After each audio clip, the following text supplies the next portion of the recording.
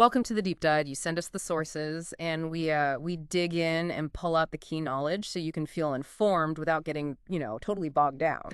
That's the idea. We look at the Mhm. material you share, find those core insights, and hopefully give you a few of those aha moments along the way. Okay, so today we're looking at something really fascinating. Excerpts from the trials of Adam and Eve after the garden. I know I've always wondered, what happened right after they left Eden? This text gives a very specific, very detailed picture. It really does. These parts show us their first, well, bewildering steps into this totally new world. Different from paradise. We see them grappling with things like the sun, those run-ins with the serpent who is now Satan, and, their first attempts to reach back out to God. Yeah, so our mission here is to get a handle on those first reactions. How did they cope? How did their world change? How did they change? And how did that relationship with God start to reform outside the garden? Let's start with something basic but huge for them. The first sunrise.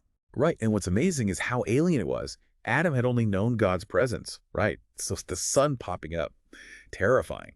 The text says he actually thought it was a destructive fire, a Yeah. new plague after they'd spent the night praying and weeping in this cave. Oh, just imagine. Their whole life was divine sound, divine presence, never this kind of light, this heat. And his logic, it kind of follows, doesn't it? If God didn't punish them with darkness, then this blazing heat must be it. Exactly. And he pleads with God, thinking the sun is some kind of God itself, ready to burn them up. It really shows how lost they were, interpreting everything unknown as a potential divine threat. But it's not, of course. God steps in, the Word of God clarifies things, says the sun isn't a god, it's just created for daylight, which is a whole new concept for Adam. What does that first communication tell us? Well, it contrasts sharply with God's comfort during the night. It sets up this pattern. Yeah. The natural world outside Eden can be scary, misunderstood, but God is still there to explain, to reassure. It's like the start of their education in this new reality. Okay, so sunrise brings fear, but then they head out. They're drawn back towards the garden, maybe seeking something familiar. And at the western gate, where the deception happened, they meet the serpent again. But it's different. Oh, completely different. It's suffering the curse God laid on it. The description is quite graphic. Licking dust sorrowfully, wriggling on its belly, its whole being is flipped. It was exalted, now it's the meanest, fairest, now ugliest. Ate the best food, now it eats dust. Lived in beautiful places, now it's in the dust. It was admired, now abhorred. Even its water is avoided by other animals because it's become venomous. That's such a stark image, a really brutal reversal emphasizing the consequence. And when it spots Adam and Eve, no remorse, just aggression. Pure aggression. It swells up, stands on its tail, eyes blood red, absolutely intent on killing them. It goes for Eve first, and Adam feels totally helpless, having no weapon. But he tries, right, grabs its tail. And the serpent actually speaks then. It does, yeah. But it's accusatory. It blames them. Says something like, oh, Adam, because of you and Eve, I'm like this, crawling on my belly. Still deflecting. No responsibility. And it overpowers them despite Adam's effort, another moment of vulnerability. But then help arrives. Yes, divine intervention again. An angel tosses the serpent aside and helps Adam and Eve up. Shows God's still protecting them, even after everything. But there's more to the serpent's punishment. Right, it's speech. It loses its voice. What's the significance there beyond just stopping it from lying again? Well, it directly ties back to how it caused their fall, doesn't it?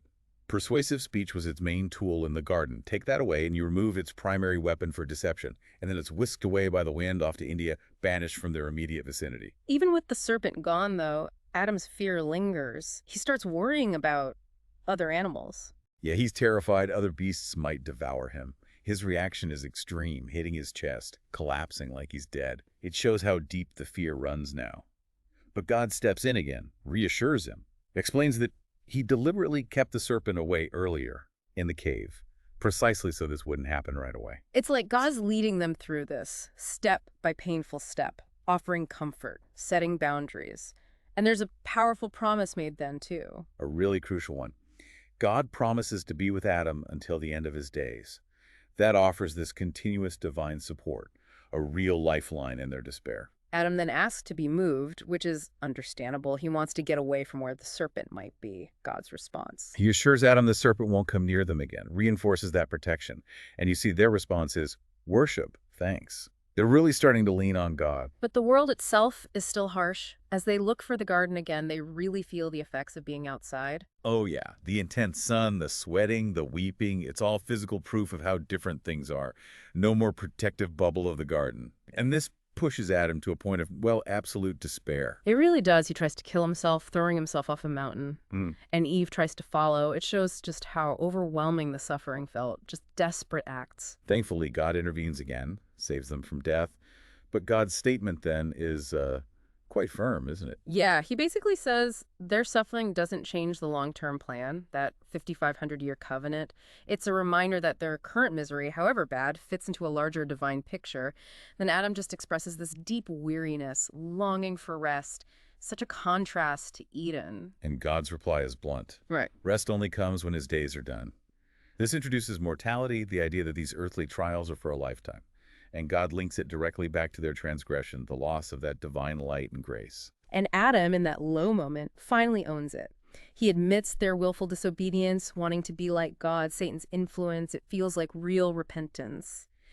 And God's response to that plea for mercy is quite something. It's huge. God promises to take their suffering onto himself to save them. This idea of divine empathy, of foreshadowing a future sacrifice, a core insight in this text about God's nature, a God who gets involved, who bears the cost. After that, we see them take another big step, the first offering. Tell us about that. Well, they're driven by this need for forgiveness, so they Mhm. just build an altar out of stones, spontaneously. Their actions, wiping up blood with leaves, offering sandy, bloody dust, it's all symbolic of their brokenness, their attempt to atone, and their prayers just full of sorrow for losing that pure connection they had. And there's that mention of an early Lord's Prayer in there, too. That's quite unexpected. It is surprising, including that prayer, supposedly from about 150 years before Jesus, connects their immediate need for forgiveness and deliverance right into later theology. They're basically asking for this makeshift blood offering to count, now that their pure praise is gone. And God's reaction to this, well, it wasn't exactly by the book, was it? How does he respond? With mercy. A bright fire consumes it, God acknowledges the sweet smell, he accepts it, even though he didn't command it, and then comes this incredible prophecy. Yes. God talks about his own future sacrifice, using the same language, shedding blood, dying, an altar, offering blood for forgiveness. The parallels are really striking. Very striking. It plants the seed of a larger salvation plan right there in the beginning. God accepts Adam's offering now, but reminds him the full covenant isn't fulfilled yet. And he encourages Adam to keep making offerings when he's sorrowful, creating a way to keep seeking solace. We also find out Adam had considered killing himself as a way to make these blood offerings. God puts a stop to that thought quickly. Yeah, God forbids it. But Adam's explanation shows how deep his remorse is, how much he just wants release. He even pleads for God to keep resurrecting him if he did die, just to show God's mercy. God responds with blessing, comfort, and reaffirms that covenant of future salvation. And the text notes this first offering became his regular practice. So after this intense experience, they head back to the Cave of Treasures. But seeing it again isn't comforting this time. No, it brings back all the sorrow. They contrast the comfort they felt hearing God's word on the mountain, seeing that eastern light, with the darkness and perceived loss of God's presence in the cave. They start to fear it as a prison, a place where darkness separates them. Their desire for light is overwhelming. They even wish for death over the darkness again. How does God handle this? With compassion, definitely. He acknowledges their pain, suffering in this strange land, but he explains why he can't just bring the sun back permanently. It would mess up the whole order of time, days, years, the covenant itself. It would lead to eternal plague, actually, with no chance of salvation. So the darkness, however awful, has a purpose in the grand scheme, but it's not endless. Right. God assures them it will only last 12 hours each night. That gives them some comfort. They still go back to the cave full of tears and sorrow, wishing for death, but maybe with a tiny thread of hope based on God's promise. But even while they're trying to find solace, trying to connect with God, they're still vulnerable. Satan shows up again, but in disguise this time. Yes, he's been watching them pray, watching God interact with them. So he tries a new tactic. He appears near the cave entrance, all flashing fire and brilliant light, like some kind of divine manifestation. Their prayers actually keep him from getting inside the cave, though. His goal is to trick Adam, right? Make him think this is heavenly light, that these are angels sent by God to help them. It's playing right into their longing for reassurance. Exactly. And Adam is cautious at first. He sees the light, hears the praises from Satan's host, but wonders, why aren't they coming in? Why aren't they explaining themselves? So he prays. He asks God, is there another God? What are these hosts if they're not yours? And God answers immediately, sends an angel right into the cave to expose the deception. It's just like Satan using the serpent before. Now he's using the image of an angel. The angel lays it out. Satan appears as an angel of light to trick people into worshiping him. Apparently, this has been his look since he fell because his true form is, well, hideous. The angel then grabs Satan, strips off the disguise, reveals the awful form, and drives him and his host away, telling Adam and Eve not to fear. But even after that clear intervention and reassurance, the experience rattles them. They're troubled, their thoughts divided.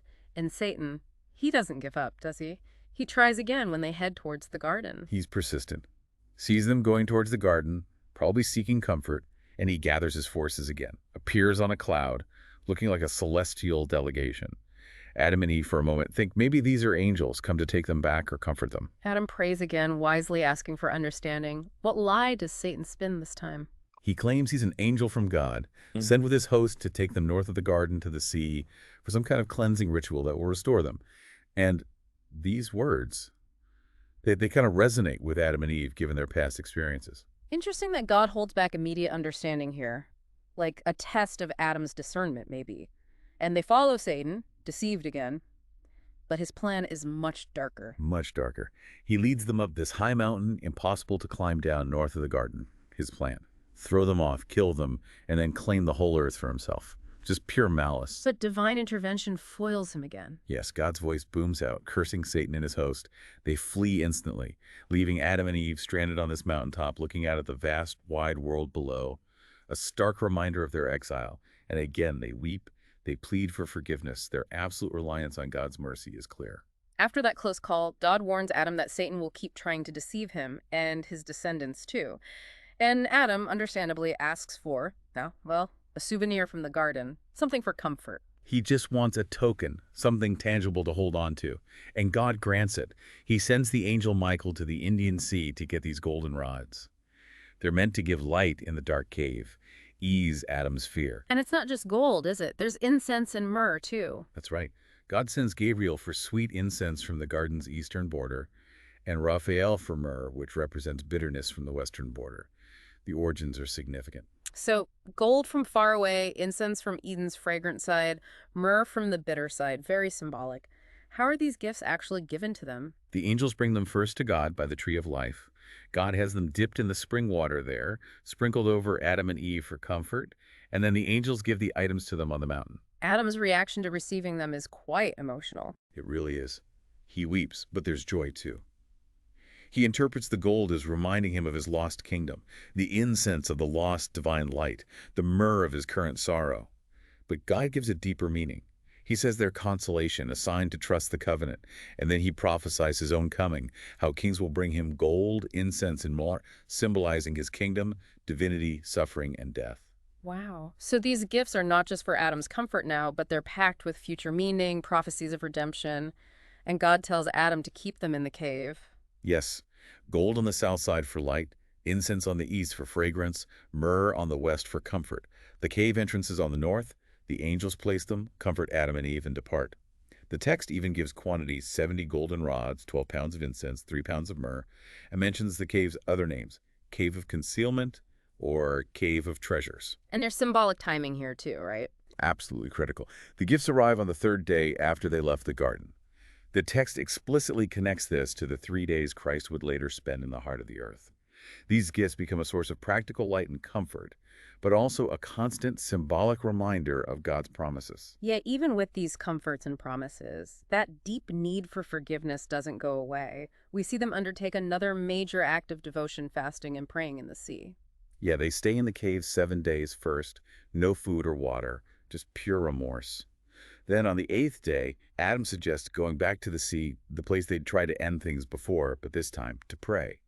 The plan is to stand in the water for 30 days, pleading for God's favor, maybe to return to the garden or just find some other comfort. That's intense devotion, standing in the water for 30 days. But Satan, of course, sees an opening.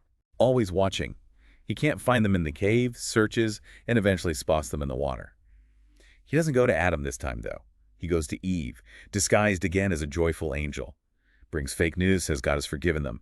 Adam's being restored to light. He even makes up a message from Adam telling her to come out, get crowned with light, and throws in a fake detail about the gifts in the cave as a sign. So clever, playing on her hope, her connection to Adam, using details she'd recognize. And she believes him. Tragically, yes. Overjoyed, she leaves the sea. Satan hides. She finds Adam, still in the water, and he just weeps when he sees she's broken their vow. Yeah. He's so devastated he sinks down into the water himself. But God steps in, again, raises Adam, tells him to go to Eve. They talk, she recounts the angel's message, the sign. And Adam realizes immediately it was Satan. Yeah. He returned to the cave, deeply saddened, and the text clarifies this happened the second time they went to the water, 7 days after leaving Eden. Their total fast time. 35 days in the water plus the initial 7. 42 days since leaving the garden. They finally emerge on day 43, just physically and emotionally wrecked. And in that state, they drag themselves up the mountain west of the garden one more time to pray. This leads into Adam's huge, comprehensive prayer. It covers a lot of ground. It really does. He recounts everything. Creation, the elements, his own creation from dust on that Friday, the 3rd hour, and the garden details he learned in the cave. He remembers his initial bright state, not knowing night or day. He recalls naming the animals, God giving him the understanding to do it right, the animals obeying him, God's specific command about the tree, the death penalty attached, and he notes Eve wasn't even created yet when that command was given. Right. Then God causing the sleep, creating Eve from his rib. Adam waking up, recognizing her immediately. Bone of my bones. He reflects on God's grace in creating her without him feeling it. He describes their perfection then. Bright bodies, one spirit, no hunger, thirst, sorrow, suffering, fasting, weariness. Nothing like now. And he contrasts that sharply with their current state. Expelled, suffering, faint, hungry, thirsty. Their plea is incredibly direct. After all this fasting, they need food and drink from the garden. But what's really striking is their fear. They're scared to just take fruit or water, even though they're desperate. They're afraid of immediate destruction because of what happened last time they took something without permission. It shows how deeply the transgression has marked them. Exactly. So the prayer ends with this raw, simple request. Please, God, give us fruit from the garden so we can be satisfied. And the very last bit of this excerpt is God's response. It's brief, but powerful. He essentially acknowledges Adam's prayer, his weeping, and just reiterates that contrast.